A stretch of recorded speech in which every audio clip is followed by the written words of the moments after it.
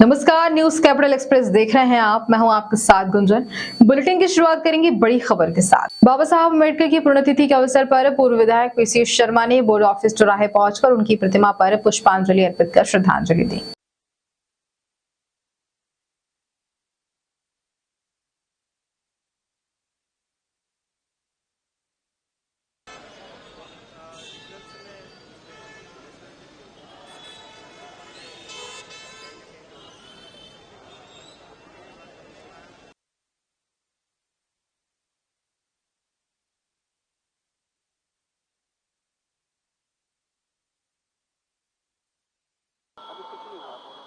बाबा साहब अम्बेडकर का संविधान, जिसमें एक एक व्यक्ति को एक एक वोट देने का अधिकार है, चाहे वो अमीर से अमीर अंबानी हो या गरीब से गरीब झुग्गियों में रहने वाला। उन अधिकारों को अगर हम चुनाव देखें इस बार के मध्य प्रदेश के, तो उसमें कहीं न कहीं शक जाहिर हुआ है कि बाबा साहब अम्बेडकर के संविधान के खिलाफ ये ईवीएम मशीनों में जिस तरह से हेराफेरी की गई है, ये हमारे सभी वरिष्ठ नेताओं ने, कमलनाथ जी ने, दिग्विजय सिंह ने कहा है और उसके प्रूफ भी दिए हैं कि किस तरह से 99% जो मशीनें की बैटरी है वो वोटिंग के बाद थी। इन सब बातों पर कोर्ट और सुप्रीम कोर्ट जाएंगे, क्योंकि अगर इस तरह का सब होता रहा तो ये बाबा साहब अम्बेडकर का संविधान बच नहीं पाएगा, जिसकी लड़ाई पूरी ताकत से कांग्रेस पार्टी लड़ेगी। क्या रहेगा ईवीएम पे आप लोग? ये देखिए, पोस्टल बैलेट पे कांग्रेस जीती है। पिछली बार से 70,000 वोट ज़्यादा आए, पर हमारी सरकार बनी थी और इस बार कम आए। उसके बाद ये हुआ है, तो ये कहीं ना कहीं इस पर क्वेश्चन मार्क है और इस क्वेश्चन मार्क को हाई कोर्ट से लेकर सुप्रीम कोर्ट तक जाएंगे। लोकसभा की चुनाव की तैयारी शुरू कर दी है। सीएम आज छिंदवाड़ा जा रहे हैं और आज वो कह रहे हैं कि अब हम छिंदवाड़ा। कांग्रेस पार्टी ने भी तैयारी शुरू कर दी है लोकसभा की। हम लोग सब तैयार हैं लोकसभा के लिए और पूरी ताकत से लड़ेंगे। और लोकसभा में कांग्रेस पार्टी का प्रदर्शन अलग रहेगा, क्योंकि अब इंडिया बन गया है। वहाँ इंडिया बना बीजेपी चुनाव होने वाला है, तो निश्चित इस देश का संविधान बनाया और बाबा साहब अम्बेडकर का संविधान में कोई बदलाव ना आए, कोई चेंज न कर पाए, इसके लिए कांग्रेस पार्टी कृत संकल्पित है। मैं उनके चरणों में प्रणाम करता हूं और निश्चित तौर पर बाबा साहब ने जो संविधान बनाया, जो रास्ता बताया, उस पर कांग्रेस पार्टी पूरी ताकत से चलती रहेगी। और राजस्थान के जयपुर में हुई करणी सेना के राष्ट्रीय अध्यक्ष सुखदेव गोगामेड़ी की हत्या के बाद पूरे देश में करणी सेना द्वारा विरोध प्रदर्शन किया जा रहा है।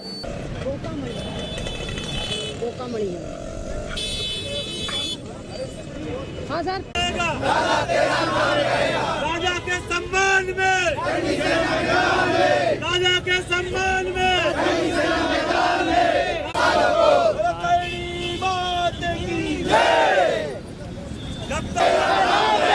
तक सूरज चांद रहे, दादा के हत्यारों को गोली मारो, सालों को दादा के हत्यारों को गोली मारो, सालों को दादा के हत्यारों को गोली मारो, सालों को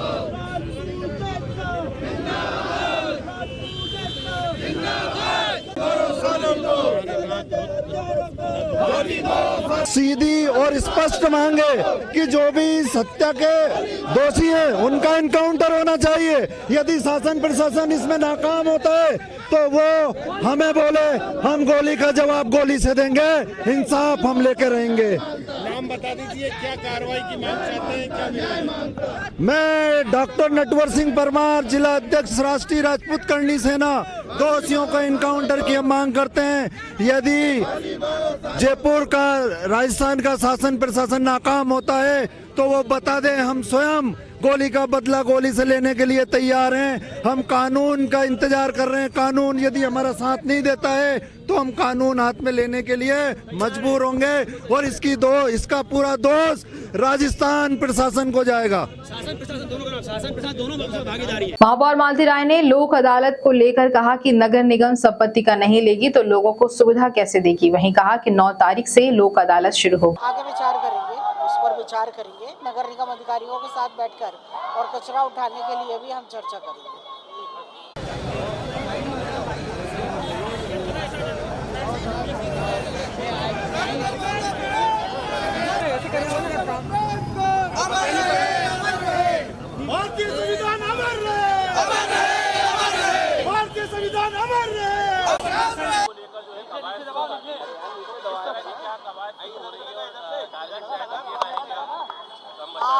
निश्चित ही देखिए संपत्ति कर का, यदि नगर निगम संपत्ति कर नहीं लेगी तो नगर निगम जनता को सुविधाएं कैसे देगी। निश्चित ही 9 तारीख को लोक अदालत लगने वाली है। मेरा जनता से आग्रह है कि इस महीने की जो लोक अदालत लगे, भोपाल की जनता ज़्यादा से ज़्यादा टैक्स जमा कर दे ताकि उनको जो सुविधा नगर निगम के माध्यम से मिलना चाहिए वो लोक अदालत में मिल जाएगी। कल आपने पिंक शौचालय भी खुलवाया, कल कई ऐसे भी पड़े हुए सुलभ शौचालय जो निश्चित ही पहला मुझे जानकारी नहीं मिली थी कि पिंक शौचालय बंद है।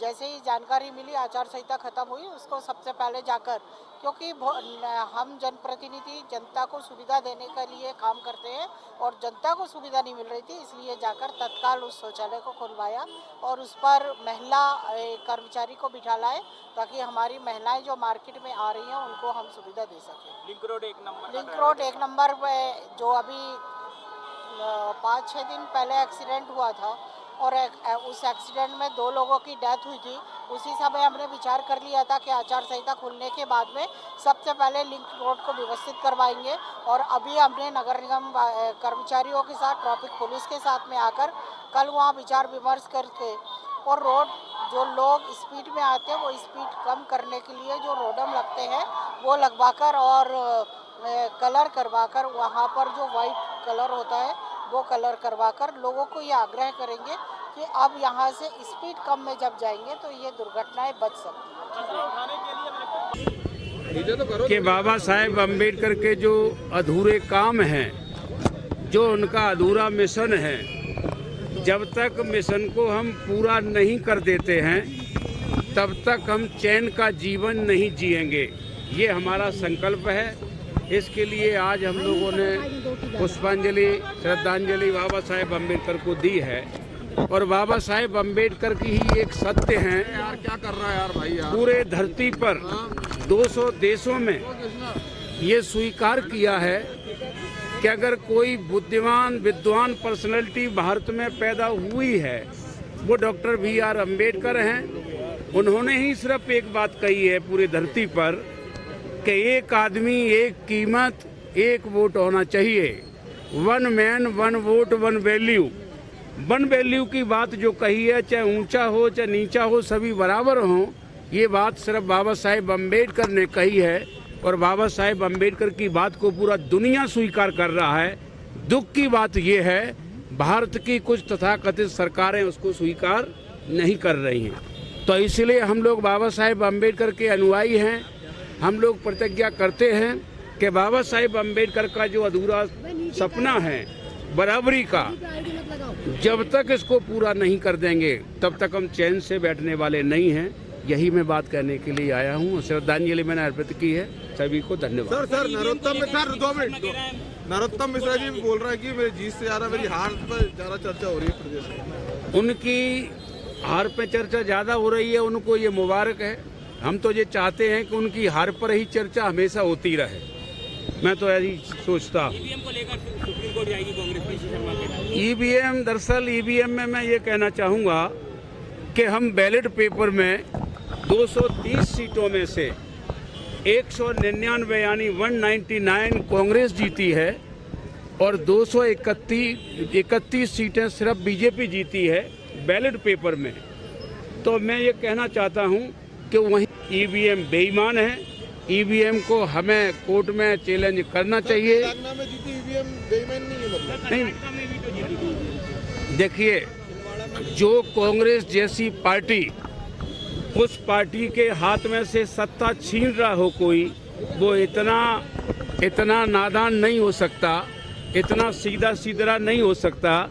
वो भी ये जानता है कि हम लोग ये काम करने के बाद भी साहूकार बने रहें, तो वो साहूकार बने रहने के लिए वो भी ऐसे प्रबंध करता है कि कहीं पर हमें छोड़ देना है, कहीं पर हमें लूट लेना है। कितने बजे जाएंगे राजभवन? हम राजभवन जाएंगे 2:30 बजे और मैं अपनी प्रतिज्ञा के तहत 2:30 बजे 2 बजे आप तो मानिए 2 बजे पहुंचेंगे। स्वयं करेंगे आप? 2 बजे मैं पहुंचूंगा। मैं आज कांग्रेस पार्टी के मेरे सभी पदों से इस्तीफा देता हूं। कांग्रेस पार्टी के शीर्ष नेतृत्व में इतना बड़ा घोटाला होने के बाद कांग्रेस पार्टी ने जनता को रोडों पर निकलने का आह्वान नहीं किया और इस दुख की वजह से मैं इस्तीफा देता हूं। नमस्कार, अस्सलाम वालेकुम दोस्तों और साथियों और कांग्रेस पार्टी के वरिष्ठ नेताओं। मैं हफीज खान, आज तक मैं कांग्रेस पार्टी का अभी फ़िलहाल जिला अध्यक्ष था। पहले मुझे पार्टी ने कांग्रेस पार्टी में किसान कांग्रेस प्रदेश सचिव बनाया, फिर मुझे कांग्रेस पार्टी किसान कांग्रेस का महामंत्री बनाया प्रदेश। अभी मैं वर्तमान जिला अध्यक्ष हूँ और मैं आज 6/12/2023 को अपने सभी पदों से इस्तीफा देने जा रहा हूँ और मैंने सब पदों से आज इस्तीफा कमलनाथ जी आपको सौंपता हूँ। मेरी पीड़ा ये है कि हम 20 सालों से कांग्रेस पार्टी के लिए लड़ाई लड़ रहे हैं। अपनी ताकत, अपनी मेहनत, अपना पैसा, अपना रुपया, अपने लोगों के साथ रैली कार्यक्रम सब जगह आना जाना हमने करा और आज भी हम कर रहे हैं और जब तक जिंदा हैं जब तक करते। मगर माननीय कमलनाथ जी, आप तो शिवराज सिंह चौहान जी से मिलने जा रहे हैं। हम किससे मिलने जा रहे हैं आप हमें ये बताइए। 2018 में सरकार बनी कांग्रेस की, एक गद्दार सिंधिया ने हम जनता के पीठ पे छुरा होगा। आप बड़े बड़े पैसे वाले हो, उद्योगपति हो, आपको कोई फर्क नहीं पड़ा। मगर सिंधिया जी के कांग्रेस में से चले जाने से, कांग्रेस पार्टी की सरकार गिर जाने से हम लोग तबाह बर्बाद हो गए। आज हम कांग्रेस के कार्यकर्ता बूथों पे किस तरह से लड़ाई लड़ते हैं, किस तरह से वोट दिलवाते हैं। कैंडिडेट को टिकट देते हैं पार्टी के लोग, कैंडिडेट एक जगह बैठता है, कैंडिडेट एक काम करता है, मगर बूथ के अध्यक्ष, बूथ के कार्यकर्ता बूथों पर क्या क्या लड़ाई लड़ते हैं, किस तरह से काम करते हैं, किस तरह से क्या क्या होता है बूथ के कार्यकर्ताओं के साथ, शायद कमलनाथ जी आपको ये मालूम है। मुझसे पूछो आप, मैं बताता हूँ। मेरे बूथ पे 1346 वोटर हैं। 1346 वोटर में 887 वोट डले हैं, जिसमें 801 कांग्रेस को मिले हैं माननीय कमलनाथ जी और 66 वोट बीजेपी को मिले, बाकी वोट अन्य पार्टियों को मिले, मगर 801 कांग्रेस को मिले हैं। अब इन कार्यकर्ताओं ने, इन मोहल्ले के लोगों ने, वार्ड के लोगों ने वोट दिया हमको। इनसे हमने काफ़ी तरह की रोड बनवा देंगे, नाली बनवा देंगे, आपका ये बनवा देंगे, राशन कार्ड बनवा देंगे, तरह तरह की मांग, तरह तरह की बातें का इनसे हमने कहा कि करवा देंगे पार्टी के सरकार बनने पे, हमारे विधायक बनने पर। मगर बेईमानी, ईवीएम को लेकर, मशीनों को लेकर तरह तरह की बेईमानी हुई। कांग्रेस की सरकार बनने जा रही थी, मगर बेईमानियों के कारण कांग्रेस की सरकार नहीं बनी, बीजेपी ने अपनी बेईमानी में सफल हो गई। ऐसे में हमको ये बोलना चाहिए, रोडों पे निकलो। हम रोडों पे निकलने को तैयार हैं, मगर आप तो हमारे प्रदेश अध्यक्ष, पूर्व मुख्यमंत्री, आप शिवराज सिंह चौहान जी से मिलने जा रहे हो। हमें आप बताइए हम किससे मिलने जाएं, या आप हमें जनता से क्या कहें। और मैं जनता के, मेरे रहवासी, मेरे दोस्त यार, मेरे रिश्तेदार, मेरी आवाम से ये मैं वादा करता हूँ कि जब तक ये हफीज जिंदा है, मौत तक जिंदगी भर मैं आपका हर सहयोग करूँगा, हर तरह का साथ दूंगा। आज मैं अपने सभी पदों से इस्तीफा देता हूँ। और माननीय कमलनाथ जी, मेरे बूथ पर क्या क्या हुआ है आपको मालूम नहीं है। 1.5 महीने बीजेपी के बड़े बड़े नेताओं ने डेरा डाल दिया, यहाँ पे रोड बनवाई, नाली बनवाए, काम करवाए। उसके बाद भी जनता ने बीजेपी को वोट नहीं दिया, कांग्रेस को वोट करा। यहाँ पे मेरे बूथ पर 25-30 घर हिंदुओं के भी हैं। उन सभी हिंदू भाइयों ने, सभी लोगों ने कांग्रेस पार्टी का साथ दिया, कांग्रेस पार्टी को जिताया। आप चेक करवा लें, आप दिखवा लें। और मेरे 20 साल की नेतागिरी में मैंने किसी नेता से 500 रुपये का दागीदार नहीं हुआ कि फला रैली में आ जाओ, हम तुम्हें 500 रुपये देंगे। मैं 10 आदमी, 50 आदमी, 100 आदमी अपने पैसे पे, अपने खर्चे पे लेके गया। मैं आज इस्तीफा इन कारणों से दे रहा हूँ कि आपको, हमको, जनता को रोडों पे उतरने का आदेश देना चाहिए। वहाँ आदेश ना देते हुए आप शिवराज सिंह चौहान से मिलने जा रहे हैं। आप हमें बताओ हम किससे मिलने जाएं। और हम लोगों के साथ पहले 2018 में सिंधिया जी ने ठगी करी, हम जनता का पीठ पे खंजर घोंपा सिंधिया जी ने, और कांग्रेस की सरकार गिर गई। और आज 2023 हमने फिर 5 साल संघर्ष करा और कांग्रेस पार्टी की सरकार बनने जा रही थी, मगर बीजेपी के लोगों ने और कुछ मीडिया ने सरकार को बीजेपी की बनवा दी बेईमानी के कारण। आपको यहाँ पर इस जगह हमको पार्टी में मध्य प्रदेश के सभी कार्यकर्ताओं को ये आदेश देना था कि सब अपने अपने क्षेत्रों को जाम कर दो, रोडों पे निकलो। हम रोडों पे निकलने को तैयार थे, मगर आपने ऐसा नहीं किया। इसी वजह से आज मैं अपने सारे पदों से इस्तीफा दे रहा हूं और जिन कांग्रेस के नेताओं से मेरे संबंध है, मैं हमेशा जब तक जिंदा रहूंगा उनसे संबंध अपने बना के रहूंगा। जय हिंद, जय अस्सलाम वालेकुम दोस्तों और साथियों। नमस्कार, अस्सलाम वालेकुम दोस्तों और साथियों। मैं आपका अपना हफीज खान, जो आज तक किसान कांग्रेस के प्रदेश महामंत्री रहा, प्रदेश सचिव रहा, वार्ड अध्यक्ष रहा, किसान कांग्रेस का जिला अध्यक्ष रहा। मैं आज अपने सभी पदों से इस्तीफा देने जा रहा हूँ। इस्तीफा देने की वजह यह है कि आज बहुत बड़े पैमाने पे ईवीएमओ का तरह तरह का घोटाला हुआ। घोटाला होने के बाद में हमारे माननीय प्रदेश अध्यक्ष पूर्व मुख्यमंत्री कमलनाथ जी चुप बैठे हुए हैं और ऐसे में माननीय कमलनाथ जी शिवराज सिंह चौहान को मिलने जा रहे हैं।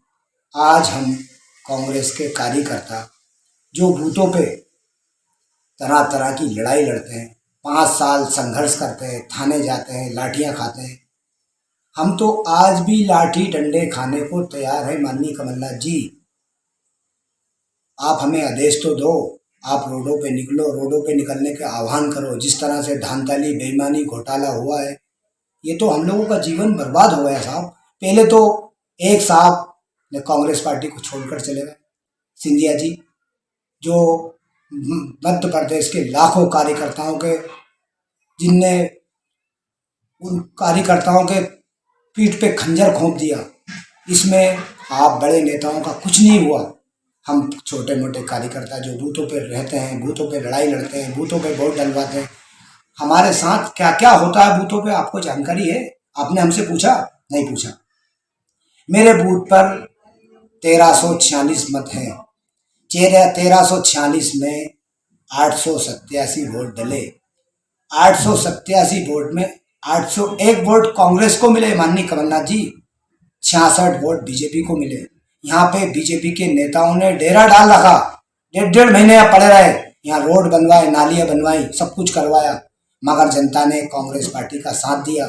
मेरा एक रिश्तेदारों ने, परिवार के लोगों ने, मोहल्ले के लोगों ने मेरा एक मान सम्मान रखा पार्टी के माध्यम से। और मैं नेता कमलनाथ जी इस टाइप का हूँ, मैं 2 पल्लों पे 2 धड़ों पे रख के नेतागिरी नहीं करता। जैसे कि आज लोग 2 धड़ों पे मिलके बीजेपी से भी मिलके काम करते हैं, कांग्रेस से मिलके काम करते हैं। मैंने अपने जीवन में कभी ऐसा नहीं किया माननीय कमलनाथ जी। मैंने जिस पार्टी के लिए काम किया, तन मन धन से, ईमानदारी से, आज 20 सालों से निरंतर मैं मेहनत कर रहा हूँ। अपने पैसे, अपनी ताकत, अपना सब कुछ, अपने मोहल्ले, अपने परिवार के सहयोग से आज तक पार्टी के मैं 500 रुपये का भी कहीं दागिलदार नहीं हूँ। किसी नेता ने मुझे 500 रुपये दिए हों कि आप फला रैली में आ जाओ, फला कार्यक्रम में आ जाओ, तो उस नेता से मेरे को मिलवाइएगा कमलनाथ जी। और जब तक मैंने हूँ दुनिया के अंदर जिंदा, जब तक मैं अपने आवाम, मोहल्ले वाले, अपने वार्ड के रहवासी, अपने रिश्तेदार, इनके लिए मैं जीने मरने की कसम खाता हूँ। जब तक जीऊंगा मैं इनका हमेशा साथ दूंगा। इनको किसी तरह का बरसिया क्षेत्र के विधायक एवं नव निर्वाचित विधायक विष्णु खत्री अपनी जीत का श्रेय दिया क्षेत्र के मतदाताओं को, लाडली बहनाओं को और प्रधानमंत्री नरेंद्र मोदी की योजनाओं को एवं मुख्यमंत्री शिवराज सिंह चौहान को, जिन्होंने जनहितैषी कार्य किया। पुराने साथी आपके पुरानी है ये वार्ड नंबर 11 की टीम। वाह वाह, जय हो महाराज, जय हो प्रभु, वाह। मतदाताओं का किस टाइप से आभार व्यक्त करूं? देखिए, सर्वप्रथम तो मतदाताओं का, मेरे मतदाता बुजुर्गों का, नौजवान साथियों का और विशेष रूप से लाडली बहनाओं का मैं हृदय से आभार व्यक्त करता हूं कि उन्होंने भारतीय जनता पार्टी पे विश्वास जताया, मेरे ऊपर विश्वास जताया और बेरसिया में ऐतिहासिक जीत दिलाई है। और ये जीत कहीं ना कहीं केंद्र की नरेंद्र मोदी जी की सरकार ने जो गांव गरीब के लिए जो योजनाएं संचालित की है, स्वच्छ भारत मिशन से हमारे गांव में स्वच्छता की ओर बढ़े हैं, खुले में शौच मुक्त हुए हैं, गरीबों के जीवन में परिवर्तन आए, इसके लिए अनेक योजनाओं के माध्यम से आज जो है परिवर्तन आ रहा है। तो ये सब के कारण जनता का आशीर्वाद भारतीय जनता पार्टी को मिला है। और इसके साथ में इस देश में एक और देखिए, एक सांस्कृतिक राष्ट्रवाद की बयार चल रही है।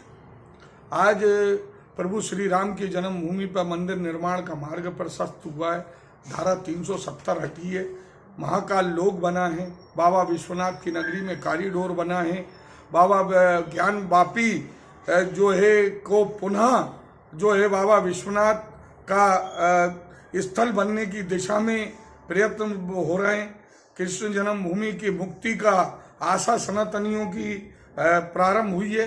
तो ये सब के कारण जनता में एक प्रकार का एक सांस्कृतिक राष्ट्रवाद का भी विषय समाज के अंदर है और वो सब एकत्र होके गरीब कल्याण, सांस्कृतिक राष्ट्रवाद और विकास, ये सब एकत्र होकर जो है एक भारी बहुमत भारतीय जनता पार्टी। भाई साहब, आप पिछली बार जो कुछ काम छूट गए थे, तो इस बार कौन सी ऐसी बड़ी समस्या है जिनको आप पूर्ण करने में बैरसिया में?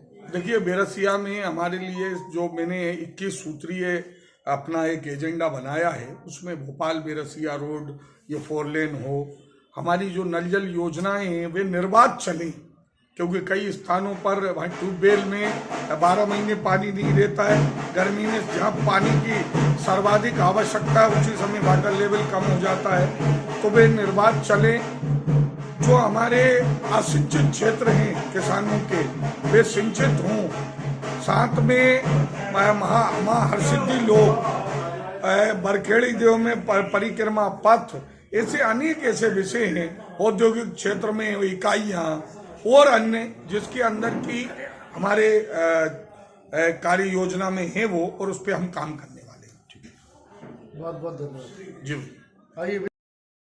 भारत रत्न दलितों, शोषितों, पीड़ितों, सर्वहारा, वहीं समाज के मसीहा, भारतीय संविधान रचिता बाबा साहब डॉक्टर भीमराव अम्बेडकर जी के परिनिर्वाण दिवस पर डॉक्टर अम्बेडकर पार्क में बाबा साहब की भव्य और विशाल प्रतिमा पर अखिल भारतीय कांग्रेस पार्टी के सचिव रहे। हम भी आ जा रहे हैं, अभी आ जाओ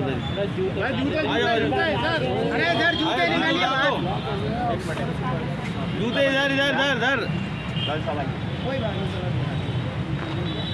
आप पीछे आ जाओ।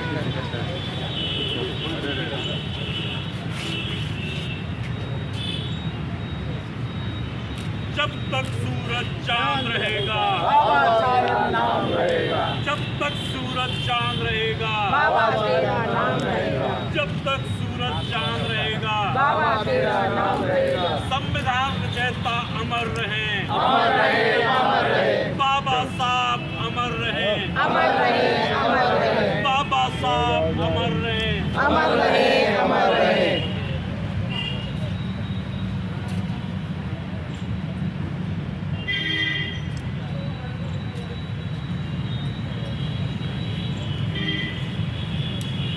करोड़ों करोड़ों दलितों के मसीहा अमर रहे, करोड़ों करोड़ों दलितों के मसीहा अमर रहे। जब तक सूरज चांद रहेगा, बाबा तेरा नाम रहेगा, जब तक सूरज चांद रहेगा, बाबा तेरा नाम रहेगा। अब डॉक्टर भीमराव अम्बेडकर साहब अमर रहे, अब डॉक्टर भीमराव अम्बेडकर साहब अमर रहे। साथियों, भारत रत्न भारत माँ के पैरों में पड़ी हुई गुलामी की बेड़ियों को तोड़कर आज़ादी के बाद भारत का संविधान, भारत जो स्वतंत्र हुआ, आज उसका संविधान अगर किसी ने बनाया तो हम गर्व से कह सकते हैं, बाबा भीमराव अम्बेडकर नहीं होते तो आज भारत में कोई प्रधानमंत्री नहीं होता, बाबा साहब का संविधान नहीं होता तो कोई डीएम नहीं होता, कोई एसएसपी नहीं होता, कोई आईपीएस नहीं होता, कोई आईएएस नहीं होता, कोई पीसीएस नहीं होता। ये सब देन बाबा भीमराव अम्बेडकर के संविधान की है। मेरे मित्रों, आज बाबा साहब का वो संविधान जो उन्होंने अपने लहू के एक एक कतरे से लिखा था, आज उस संविधान की धज्जियां कोई उड़ाना चाहता है, आज उस संविधान को नेस्तो नाबूद करना कोई चाहता है, आज उस संविधान को बदलने की कोई बात कर रहे हैं। तो ये वो लोग बात कर रहे हैं जो भारत की आज़ादी की लड़ाई लड़ी जा रही थी, तो इनके पूर्वज जो आज संविधान को बदलने की बात करते हैं, उस समय ये अंग्रेजों का गुलाम थे। सही मायने में भारत के देशद्रोही आज जो है यहाँ पर काबिज हैं और आज हर हालत में बाबा साहब के संविधान को बदलने का प्रयास कर रहे हैं। हम लोगों ने संकल्प लिया है, कांग्रेस पार्टी ने संकल्प लिया है कि कांग्रेस पार्टी जब तक गंगा जमुना में पानी है, बाबा साहब का नाम हम मिटने नहीं देंगे, चाहे इसकी हमें खूनों की नदियाँ क्यों नहीं बहानी पड़े। कर कर के बाबा तेरी याद में हर नर नारी रोते हैं, कर के बाबा तेरी याद में हर नर नारी रोते हैं। बड़ी मुश्किल से दुनिया में बाबा डॉक्टर भीमराव अंबेडकर पैदा होते हैं। Thank you. बाबा साहब के चरणों में हम सब नमन करते हैं, बाबा साहब के चरणों में हम सब लोग वंदन करते हैं और परमपिता परमेश्वर से प्रार्थना करते हैं कि जालिमों की जो सरकार है, जो नापाक लोगों की सरकार है, जो झूठों की सरकार है, जो वायदे करते हैं, उस हुकूमत को यहाँ पर उखाड़ कर फेंक दे परमपिता परमेश्वर, और यहाँ पर उनका काला मोह हो। जो देशद्रोही थे, जो गद्दार थे, जो तिरंगे झंडे में आग लगाते थे, जो राष्ट्रीय ध्वज का अपमान करते थे, आज उनका सर्वनाश करने के लिए आज बाबा साहब के चरणों में हम वंदना करते हैं, नमन करते हैं। भोपाल से खबर है, जहां पर दक्षिण पश्चिम विधानसभा क्षेत्र रोशनपुरा चौराहे पर भारतीय जनता पार्टी को प्रचंड बहुमत से जीत का जश्न मनाते हुए कार्यकर्ताओं के द्वारा एक दूसरे को मिठाई खिलाते हुए खुशी मनाई गई।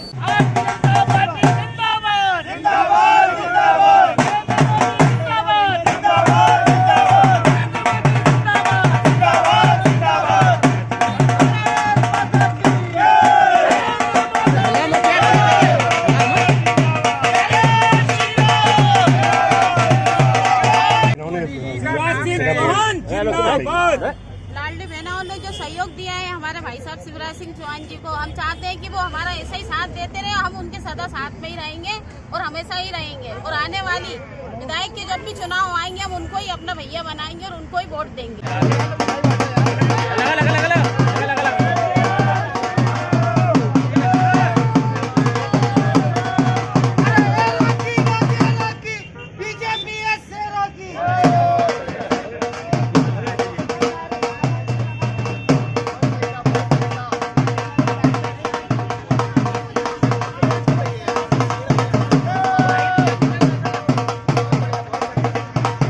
वचन दर्ज की है कि किस को देख रहा है? मेरा कहना है ये आज जो कार्यकर्ताओं की जीत हुई है, जिसमें भारतीय जनता पार्टी ने पूरे इतिहास रचा दिया है। जैसा आप लोग कांग्रेस जो सोच रहे ना कुर्ता फाड़ सोच रही थी, जिसका आज उनका खुद का कुर्ता फट गया है। आज भारतीय जनता पार्टी ने पूरे मध्य प्रदेश में ऐतिहासिक जीत बजाई है। इसकी पूरे शहरवासियों को और पूरे मध्य प्रदेश की बहनों को बहुत बहुत बधाई देता हूँ और शुभकामनाएं देता हूँ कि ऐसी प्रचंड जीत दी है, जिससे माननीय मुख्यमंत्री शिवराज सिंह चौहान जी ने भी बहुत इसमें भूमिका निभाई है, और जिसमें देश के प्रधानमंत्री हमारे नरेंद्र मोदी जी जिसमें मन में बसते हैं मोदी, तो उन्हें दिखा दिया मन के मोदी ने, और मध्य प्रदेश की जनता ने जो वोट देकर पूरा इतिहास रचा दिया, कांग्रेस का सुपड़ा साफ कर दिया। आने वाले 2024 में फिर मोदी जी आने वाले हैं, इसकी भी बधाई आपको दे रहा हूँ।